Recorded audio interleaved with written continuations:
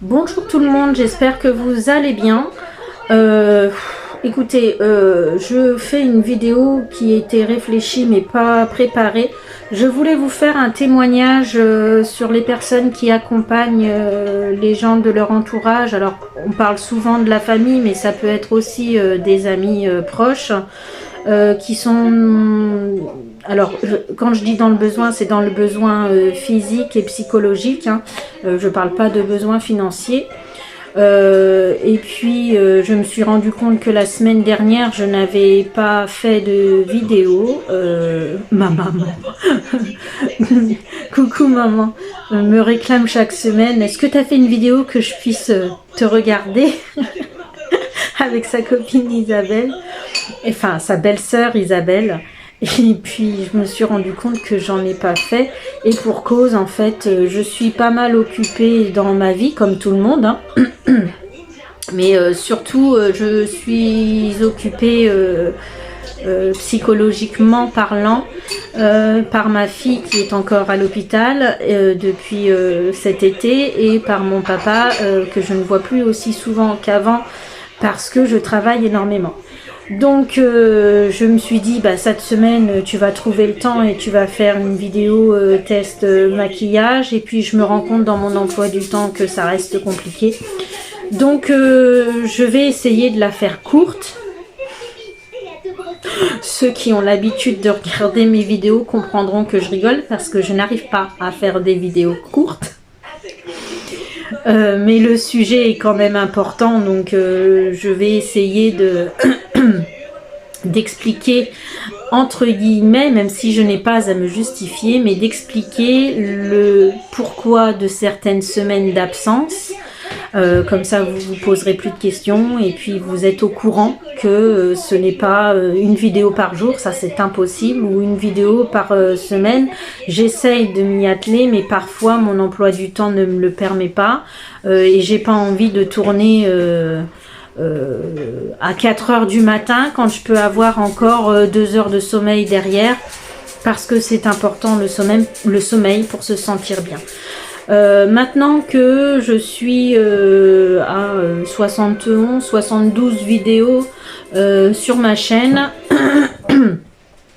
j'ai un petit peu de recul, pardon, pour savoir qu'il est compliqué de garder un bon timing sur YouTube. C'est facile de regarder des vidéos, mais ceux et celles qui mettent en ligne leurs vidéos comprennent que derrière c'est très chronophage, le montage, et encore plus tout ce on doit mettre en description quand on veut faire le travail jusqu'au bout dans les moindres détails. Ça prend énormément de temps. Donc maintenant je peux parler en connaissance de cause. Sur le temps que ça prend de mettre en ligne une vidéo, parce que quand on dit mettre en ligne une vidéo, ce n'est pas que la mettre en ligne, c'est trouver le temps de la filmer. Pendant ce temps-là, moi personnellement, je ne travaille pas, je ne fais pas la cuisine, je ne fais pas mon ménage dans mon domicile, je ne fais pas mes courses à l'extérieur, je n'accompagne pas ma fille, je n'accompagne pas ma mère et mon beau-père, je n'accompagne pas mon père, je ne peux pas être avec eux, à faire des choses pour eux et faire la vidéo. Ça, c'est pas possible.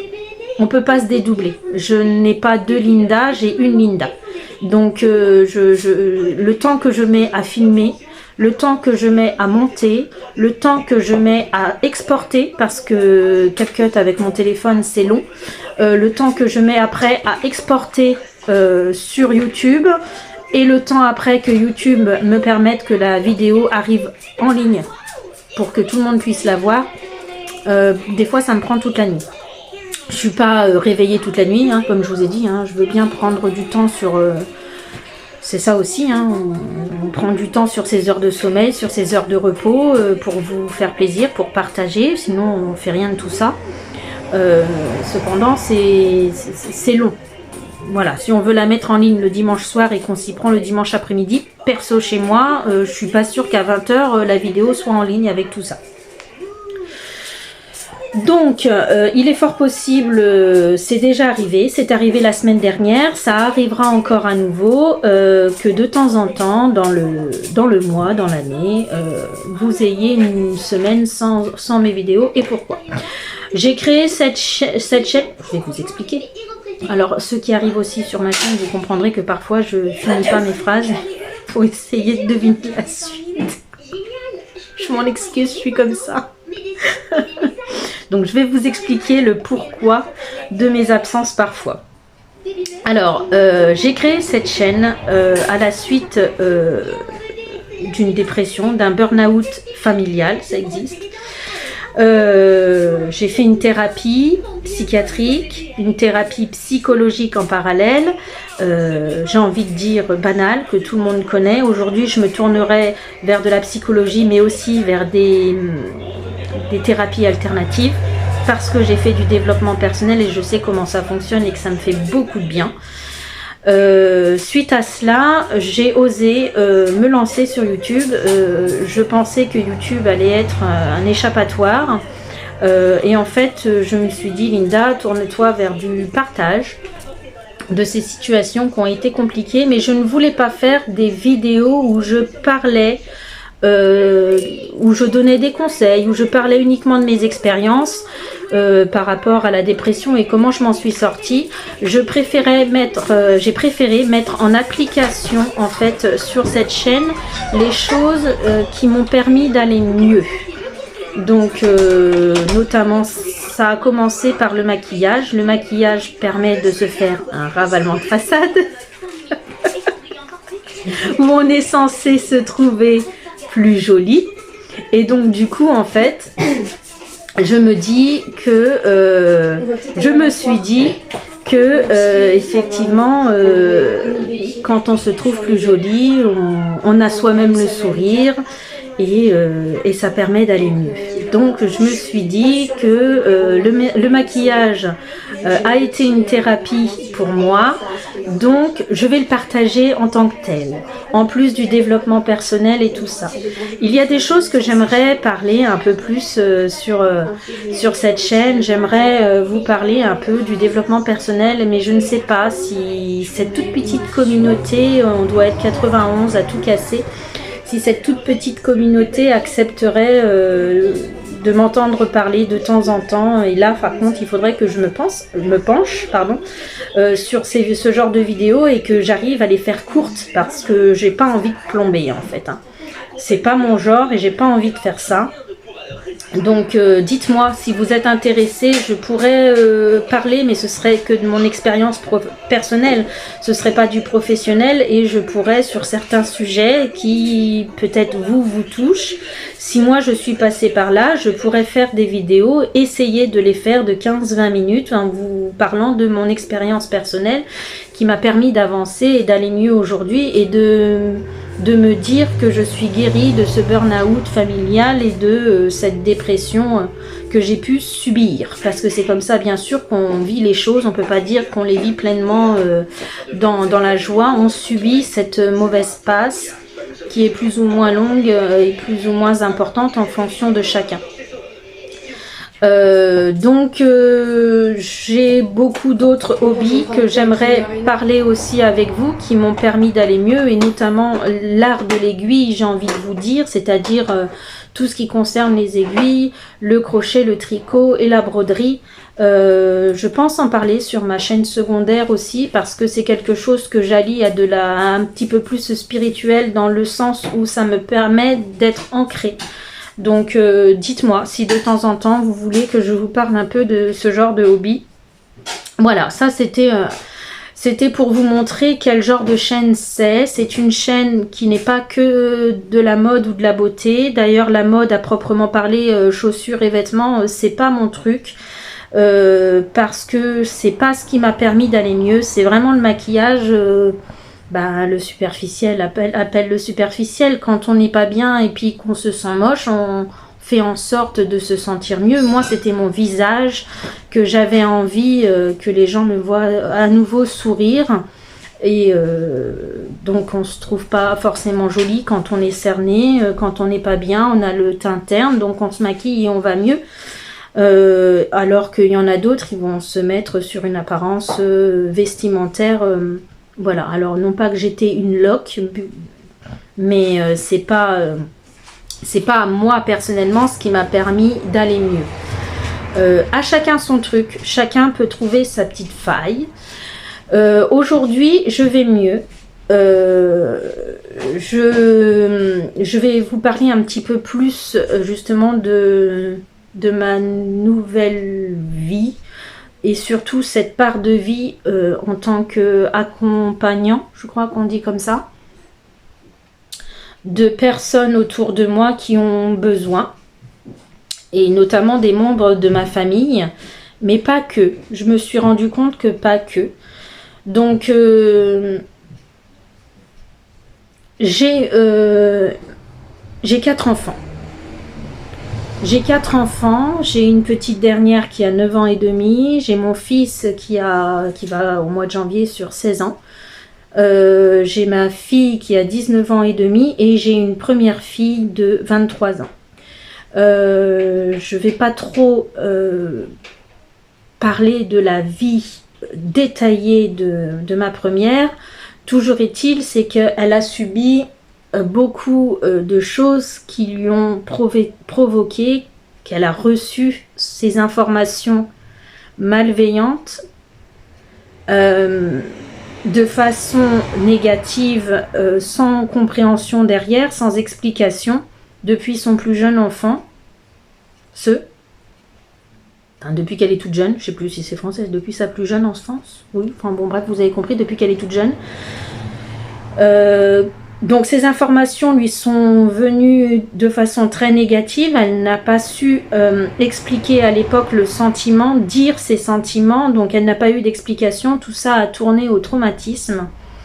Et elle s'est vue attribuer malheureusement des mauvaises expériences coup sur coup. C'est-à-dire, à plusieurs reprises, elle a vécu des expériences très traumatisantes qui l'ont physiquement touchée, d'où un impact très fort aujourd'hui moralement, psychologiquement, parce que quand on vous fait mal physiquement une fois, 2 fois, 3 fois, 4 fois, 5 fois, à un moment donné, quand on se pose pas les bonnes questions, et ça je ne dis pas ça en disant c'est sa faute, elle s'est pas posé les bonnes questions, je veux dire que dans le développement personnel, quand on comprend comment ça fonctionne, on se pose les bonnes questions, on revient sur ce qu'on a subi, on essaye de comprendre pourquoi. Et quand on arrive à trouver la faille, on se dit plus jamais je veux revivre ça et on fait en sorte de ne plus jamais revivre ça. Le problème qu'il y a, c'est que ces traumatismes datent d'il y a tellement longtemps qu'en fait, je ne sais pas comment elle va faire pour s'en sortir. Aujourd'hui, et il n'y a pas très longtemps, seulement cet été, ma fille a eu un diagnostic de borderline. Je ne vais pas rentrer dans le détail de ce que c'est, parce que ça reste quand même assez compliqué. Je retiens que c'est une forme de bipolarité. On comprend un petit peu plus le mot bipolarité, donc c'est comme une forme de bipolarité. Aujourd'hui, on est le 6 novembre. Elle a été diagnostiquée borderline en août de cette même année, août 2024, août, septembre, octobre, novembre. 4 mois d'enfermement pour le moment, avec un traitement revu plusieurs fois à la hausse, à la baisse. Ses humeurs ne sont toujours pas stabilisées. C'est très compliqué pour elle parce que Alexandra est une personne très hypersensible, ce qui fait que justement la réception de certaines informations critiques que l'on peut lui faire, elle les reçoit de fois 1000. Donc quand quelqu'un veut attaquer Alexandra et qui trouve les mots justes, malheureusement ma fille elle va recevoir l'information fois 1000, ce qui peut lui provoquer des traumatismes. Donc c'est comme elle en parle pas et qu'elle s'est tue pendant des années. Moi, Alexandra elle a 23 ans, elle est rentrée en seconde. On rentre à quel âge en seconde 16 ans. Donc elle avait entre 15 et 16 ans. l'âge où moi j'ai détecté qu'il y avait quelque chose qui n'allait pas, je me suis battue pendant toutes ces années pratiquement toute seule. À faire comprendre aux gens que non, ce n'est pas de l'adolescence mal placée, non, ce n'est pas je fais en sorte que je m'occupe, il faut qu'on s'occupe de moi. Je reviens. Je ne sais plus ce que j'étais en train de dire. Le chat ne voulait pas se laisser détacher. Bon, je parlais d'Alexandra et en fait, j'expliquais que son hypersensibilité faisait que... ah oui, je me sens seule depuis l'âge de ses 15-16 ans quand j'ai découvert qu'elle allait mal, parce que personne ne m'a prise au sérieux et personne n'a compris qu'Alexandra était en train de vivre quelque chose de hyper grave. Ce qui fait que aujourd'hui, je n'ai foi en rien. Donc, si vous êtes parent, que vous avez un enfant malade, quand il a une grosse toux, il a de la fièvre, on a peur que son tout petit corps vive dans tous les sens pour avoir voilà, des convulsions, des choses comme ça. Ben, je suis un peu dans imaginez ça. Je suis un peu dans cet état depuis toutes ces années en fait. J'ai toujours peur qu'elle n'arrive pas au bout. Et les années ont passé. On a essayé un tas de choses. On a essayé plein d'antidépresseurs. On a essayé les patchs sur la tête là qui... Le truc barbare, enfin je dis on, mais c'est elle qui a vécu tout ça. Je l'ai accompagnée, j'ai toujours cru en elle. Je sais que c'est une personne forte. Il n'y a pas très longtemps, c'est cet été, j'ai découvert une plus grosse partie de ses traumas qu'elle m'a toujours caché, qu'elle n'a jamais voulu me dire pour beaucoup me protéger en fait.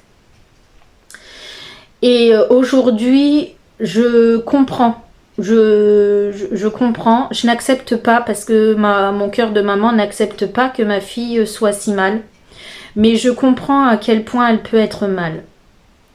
C'est difficile. Et j'aimerais avoir quelques personnes qui se retrouvent dans des situations comme les miennes qui me laissent un commentaire pour me dire comment eux vivent les choses. Parce qu'aujourd'hui, je ne sais plus vers qui me tourner. J'ai essayé de faire confiance aux médecins, de la psychiatrie. J'ai essayé de faire confiance aux psychologues, thérapeutes, EMDR. J'ai essayé de faire confiance aux psychologues du coin de la rue. J'ai essayé de faire confiance à un tas de personnes qui sont dans le milieu médical. Toutes ces années d'enfermement, parce que Alexandra est passée de clinique en clinique pour essayer d'aller mieux. J'ai eu 2 fois, je vous dis franchement, elle a dû être internée au moins une dizaine, quinzaine, vingtaine de fois. C'est énorme. La quantité de fois où elle a été internée, c'est... On est à plus de 10 Pardon. Ah bah dis, après le chat, la quinte de tout. Elle a dû être internée plus d'une dizaine de fois, c'est certain. J'ai eu affaire une fois par téléphone à un psychiatre qui m'a expliqué comment fonctionnait le MDR, qui m'a demandé si j'accueillais ma fille chez moi, même si à un moment donné elle allait avoir, je vais dire TS, elle va avoir des envies de S. Est-ce que vous laisseriez votre enfant à la rue, vous? Ridicule comme question. Mais ça m'a choquée. Et en fait, je comprends pourquoi avec le recul. Et je vais vous dire pourquoi. Parce que Alexandra, elle en a vu des patients avec des problèmes divers et variés. Et elle me dit, oh cette fille-là, elle est obligée d'être logée chez une personne qu'elle connaît à peine, une autre fille qu'elle connaît à peine, parce que sa mère ne veut plus d'elle chez elle. Et en fait, c'est compliqué. J'espère ne jamais arriver dans une situation comme ça, mais c'est compliqué d'accompagner quelqu'un qui est malade et qui ne veut pas s'en sortir.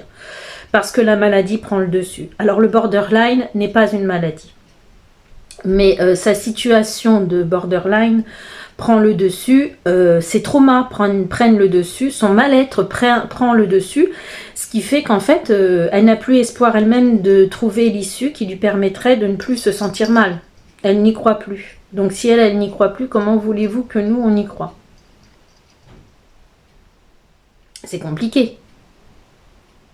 Nous, on ne fait qu'espérer, sincèrement. Mais moi, je suis arrivée, il n'y a pas que moi. Là, je vais parler au nom de ma deuxième aussi, parce que ma deuxième, on en a beaucoup parlé et on en parle encore. Elle n'en peut plus. Hein. Elle n'en peut plus. Et en fait, on est arrivé à un stade où en fait, on a eu personne qui nous a aiguillés réellement. Personne n'a su trouver... alors, restons dans la matrice, hein. Personne n'a trouvé le médicament qui lui permettrait aujourd'hui de stabiliser ses émotions. Je suis désolée, mais depuis toutes ces années, et même depuis 4 mois, c'est très long hein, pour un traitement qui fonctionne. Pour trouver le bon dosage et tout ça, je le sais, hein. Mais moi, je vois ma fille, il n'y a pas du tout d'évolution. Dans son traitement qu'elle prend là, il n'y a pas du tout d'évolution. C'est pas du tout, il n'y a pas eu un moment où c'était stable, ces émotions. Donc je sais pas où est-ce que ça va nous mener, ça. Donc vous voyez, ça c'est du temps, j'avais dit à ma fille, j'essayerai de venir te voir une fois par semaine. Je travaille beaucoup, je commence à 8h30, je rentre chez moi 3 fois par semaine à 9h30 chez moi. Il n'y a que le jeudi où je rentre, il est 5h éventuellement, et ça c'est pour le moment parce que j'ai un contrat qui est amené à se développer en quantité d'heures, donc je sais que je vais souvent finir tard. Le mardi, je rentre chez moi, il est 8h30 en général. Je finis à 8h, le temps de remballer tout ça, de faire la route, je rentre chez moi, il est entre 8h20 et 8h30. Donc en fait, j'ai des journées qui sont très grosses. Et à côté de ça, il faut que je me sente d'attaque pour supporter, parce que parfois, disons-le, les choses pour supporter le mal-être de ceux qui m'accompagnent. Et ça se résume aussi... ça se résume, j'ai aussi la même chose du côté, la même chose. Il ne vit pas la même chose. Je m'occupe aussi de mon papa, qui est à son domicile. Pour le moment, je ne vois pas pourquoi je le mettrais dans un EHPAD ou quelque chose comme ça. Mon papa est en chaise roulante.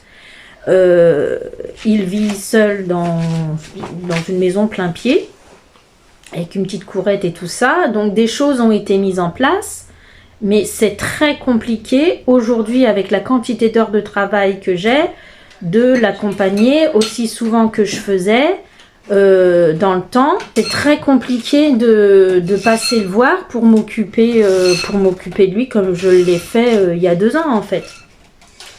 Donc là je fais en sorte... Je fais en sorte d'essayer de le voir au moins une fois par semaine. Avant, j'avais 20 minutes. J'avais 20 minutes le jeudi entre 2 postes. J'avais 20 minutes. C'est pas toujours le cas. Et c'est... Arrête. C'est compliqué de trouver le temps parce que une fois que j'ai fini ma semaine, le week-end, j'ai qu'une envie, c'est de me poser chez moi. Il faut savoir qu'à l'intérieur de chez moi, alors oui, c'est fait régulièrement, mais c'est beaucoup ma deuxième qui s'en occupe. Je fais rarement le ménage chez moi dans les pièces principales parce que je ne suis pas souvent là. La cuisine, j'essaye de faire au maximum, mais ma fille me donne aussi un coup de main. Quand il y a besoin, elle fait la cuisine pour son frère, son frère et sa petite sœur, quand elle est là, si jamais j'ai besoin de repartir travailler, quoi. Mais j'essaye de faire au mieux. Mais à l'intérieur de la famille, c'est compliqué ces situations-là. C'est essayer de faire comprendre à ses enfants que la personne qui est qui est enfermé à l'hôpital. C'est essayer de faire comprendre que parfois c'est le mal qui parle et c'est pas ce qu'elle aurait dit si elle n'avait pas été dans cette situation-là. Et c'est faire comprendre aussi que le papy qui est enfermé chez lui, il y a la solitude qui prend le dessus et que parfois ça peut paraître égoïste, mais merci Soso, vous venez de voir mon chat Socrate faire un bond. Il gratte ta feuille. Et il gratte ma feuille. Ça c'est les moments que j'aime bien, vous voyez. Vous êtes dérangés, mais tant pis. Ça c'est mon chat qui vient se blottir contre moi, donc ça j'aime bien, vous voyez. Donc c'est compliqué de vivre en tant qu'accompagnant, mais c'est aussi compliqué de vivre sa vie de tous les jours en essayant de faire comprendre aux autres, parce que pas que mes enfants, hein, j'ai mon entourage, on me dit ouais tu passes énormément de temps avec les gens, faut que tu penses à toi, enfin bon j'entends un tas de choses, et une chose est vraie, c'est que vous ne pouvez pas aider les autres si vous-même vous n'allez pas bien. Donc si vous avez besoin de prendre du recul, eh ben prenez ce recul. Si vous restez un petit peu chez vous pendant quelques jours, quelques semaines, bah faites-le parce que sinon vous allez dérailler et si vous déraillez, c'est vous qui êtes pas bien et il faut pas rejeter la faute sur les autres. C'est à vous de savoir vous préserver. Ça, c'est ce que je retiens aussi de ce développement personnel que j'ai pu faire toute seule. Hein. J'ai pas été accompagnée pour ce développement personnel. Alors, je mentirais un petit peu, j'ai été accompagnée dans le sens où c'est ma psychologue de l'époque qui m'a quand même ouvert certaines choses dans mon esprit et qui fait que moi, après, j'ai cheminé toute seule dans mes recherches et de trouver en fait ce qui m'allait bien pour me sentir mieux aussi en plus de cette thérapie psychologique. Donc, du coup...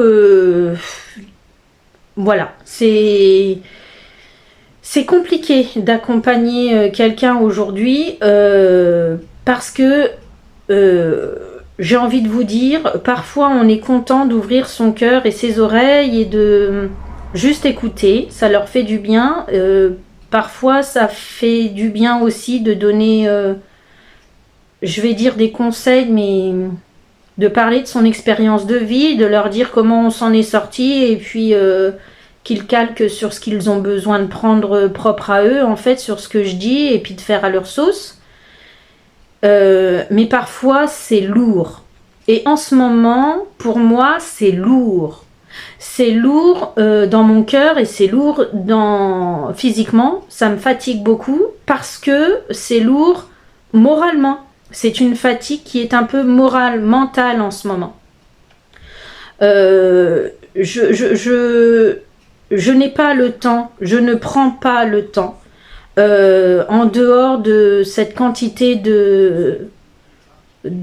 voilà, sur 7 jours, je vais dire 2 jours, mais c'est faux. J'ai pas 2 jours par semaine quelque part à moi. Je reste une maman avec des enfants, donc... les week-ends où j'ai Alizé, c'est pas pleinement pour moi. J'ai quand même une charge mentale de maman dans mon quotidien. Donc j'ai pas 2 jours par semaine à moi. Et c'est ça en fait le truc, c'est de se poser.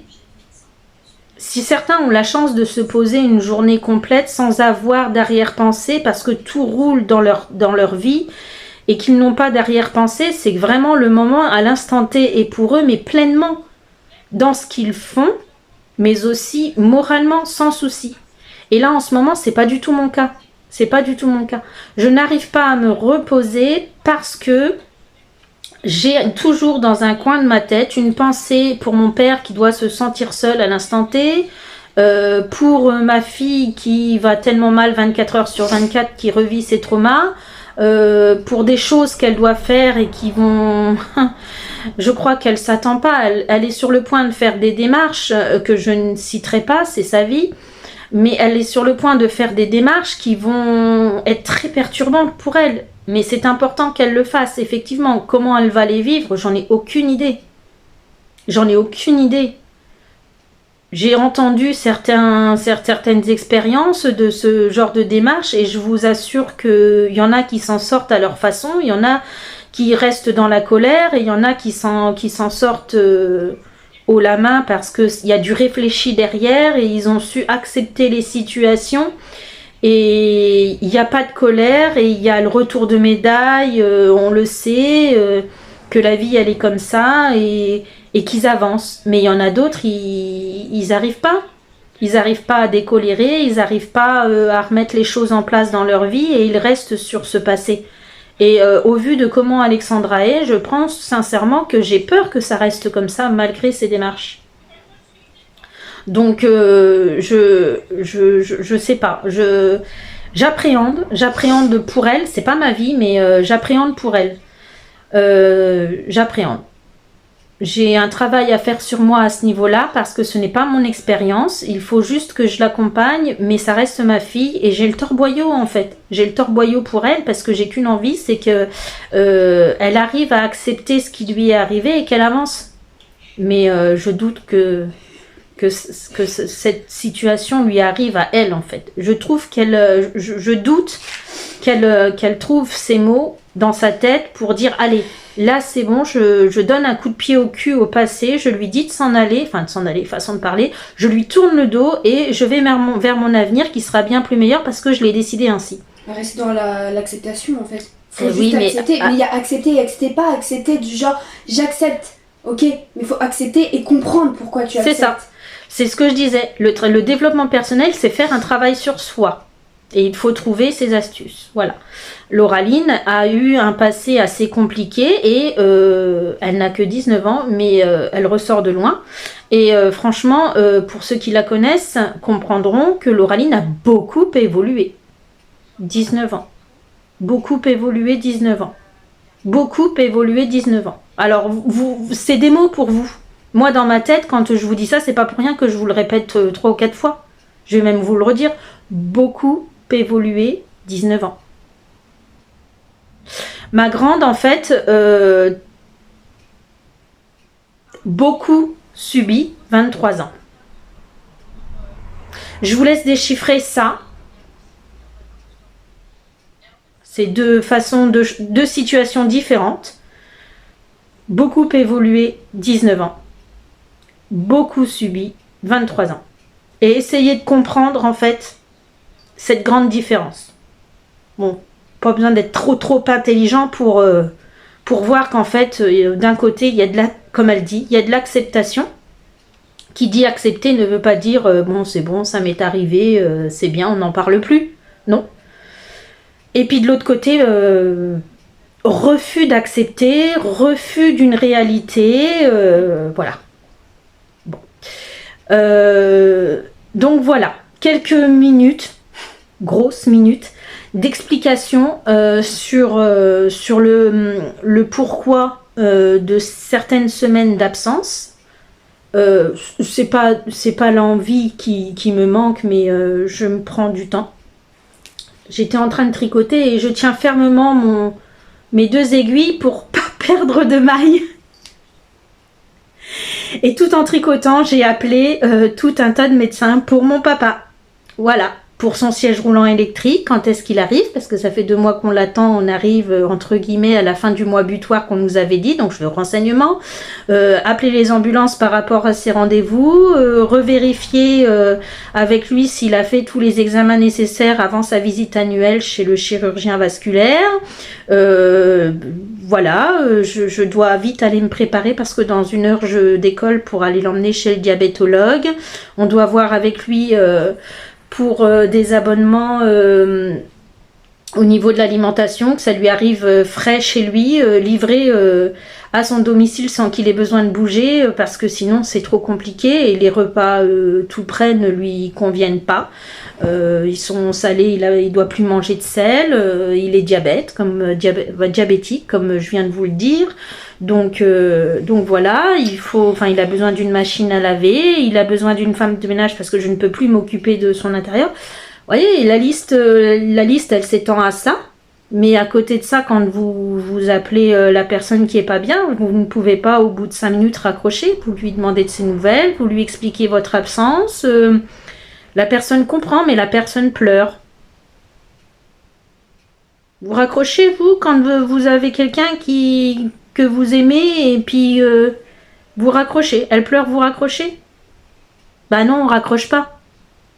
Donc on évite une demi-heure, 1 heure à parler avec cette personne-là pour la rassurer et lui dire que les choses sont en train de se mettre en place et on est obligé de lui expliquer tout de A à Z pour lui faire comprendre. Juste avant ça, j'ai eu le coup de téléphone de l'assistante sociale qui met en place un dossier pour Alexandra pour l'aider. Elle m'a appelé pour savoir si les choses avaient été faites. Je lui ai dit oui. Voilà. Voilà. C'est du temps. Et j'ai passé 2 heures et demie ce matin entre Alexandra et mon papa, par exemple. Alors que j'aurais aimé justement vous filmer une petite vidéo, mais... c'est celle-ci que je vais tourner. Je me suis dit, ben ouais, tu réfléchis plus, vas-y, filme-la. Je suis encore en pyjama, je suis pas coiffée, je suis accompagnée de ma deuxième et de mon chat. J'ai ce qu'on appelle cut, oui, c'est le doudou de ma dernière. Voilà, ça c'est des... Voilà, c'est le moment cocooning sous la couverture dans le canapé, à faire des choses importantes, mais ancrées par mon tricot, qui est un cadeau de Noël que je suis en train de tricoter, fabriquer, pour faire plaisir, et accompagné de personnes qui nous maintiennent qui nous ancrent dans le présent et qui nous font du bien. Voilà. Donc voilà, cette semaine ce sera une vidéo blabla exceptionnelle. Je la mettrai dans ma liste de témoignages. J'espère que vous comprenez que c'est pas toujours facile de faire de garder un timing sur YouTube et puis voilà. Et puis je pense que ce genre de vidéo peut faire partie de ma chaîne en fait, parce qu'aujourd'hui je vais bien, je vais mieux, et parce que je ne suis pas la seule à aider les autres. J'ai une amie qui m'a appelé hier qui va pas bien. J'ai eu mal au cœur ce matin. D'ailleurs, c'est ça qui m'a réveillée ce matin à 5h, 5h30, alors que je travaillais pas à 5h. Oui, je sais plus. Il était à peine 5h30. Je me suis réveillée parce que j'ai pensé à mon amie et je lui ai fait un message très très tôt ce matin pour lui dire que je pensais fort à elle. Ça, c'est aussi accompagner. Voilà, j'ai d'autres amis qui ont d'autres soucis, quand je leur demande si ça va pas, qui me disent bah non, en ce moment c'est pas top, bah je tourne pas le dos, c'est pas mon genre, je demande pas aux gens s'ils vont bien et puis tourner le dos après. Mais tout ça je peux le faire parce que je m'en suis sortie, parce que je suis bien aujourd'hui et parce que j'ai les capacités d'écouter et puis d'aider ces gens, ne serait-ce que par mes oreilles. Mais ça prend du temps et ça peut prendre de l'énergie aussi. Mais c'est pas grave, parce qu'après, il faut savoir se ressourcer. Et maintenant, j'y arrive. Donc, cette vidéo, pour vous expliquer pourquoi je n'aurai pas sur cette chaîne une vidéo par semaine, comment vous dire, de façon définitive. Enfin, comment je pourrais m'exprimer? Qu'il est fort possible que vous n'ayez pas de vidéo parfois. Voilà, dans la semaine. Donc vous comprendrez que c'est en général pris par mon quotidien d'accompagnant et par le travail que je peux avoir aussi à côté. Parce que même quand je pars en vacances maintenant, je vous fais des vlogs de mes vacances d'une façon générale. J'arrive à trouver des combines entre guillemets pour vous partager ce que je suis en train de vivre pendant mes vacances. Donc voilà. Et puis, n'hésitez pas, c'est un lieu de partage. Donc n'hésitez pas en commentaire à vous défouler et à dire « Ah, purée, oui, c'est dur d'accompagner en ce moment. Ça me saoule d'ailleurs, ça me saoule. » Oui, vous avez le droit de le dire.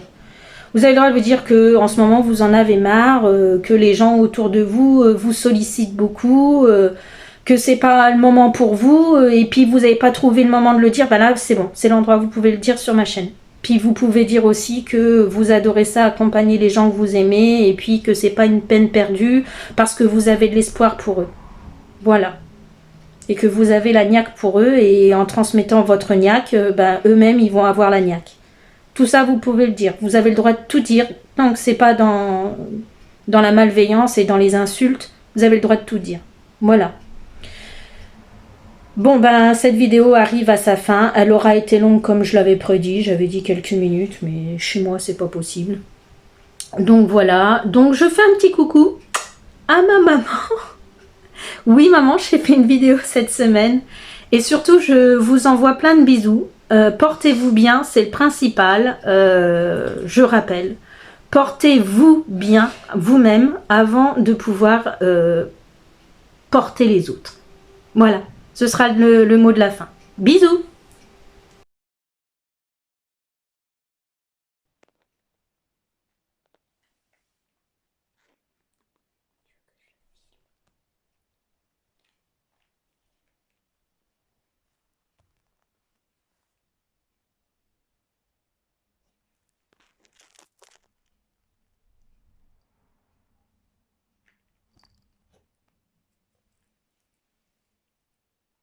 Itisha.